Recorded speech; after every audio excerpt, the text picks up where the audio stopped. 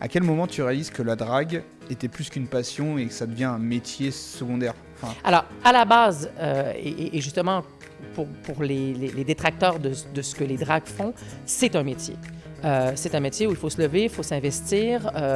Malheureusement, parfois, on n'est pas payé ou très mal payé, encore aujourd'hui, contrairement à ce que beaucoup de drag queens peuvent dire, ou des drag queens qui ont la chance de faire des télé-réalités, des choses comme ça, qui ont effectivement cette chance d'avoir peut-être des salaires plus importants.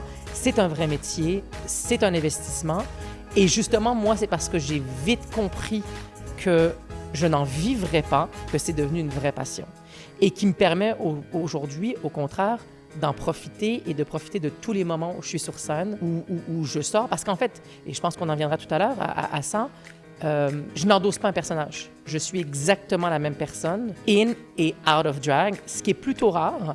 Parce que c'est vrai qu'en général, on a tendance à dire que, moins dans la nouvelle génération, parce que la plupart sont plus extravertis ou autres, mais on a souvent tendance à voir des drag queens qui sont beaucoup plus réservés quand ils sont en garçon, qui sont plus effacés et qui endossent ce personnage et deviennent très flamboyants et tout. Et moi, je suis exactement mes amis, mes meilleurs amis qui me connaissent depuis 30 ans vous diront c'est la même personne et ne font même plus la différence. Que je mette une perruque, que je mette pas de perruque, ne font plus la différence. Donc, c'est une vraie passion et je sors prendre un verre, je sors en femme comme je sortirais sans être en femme.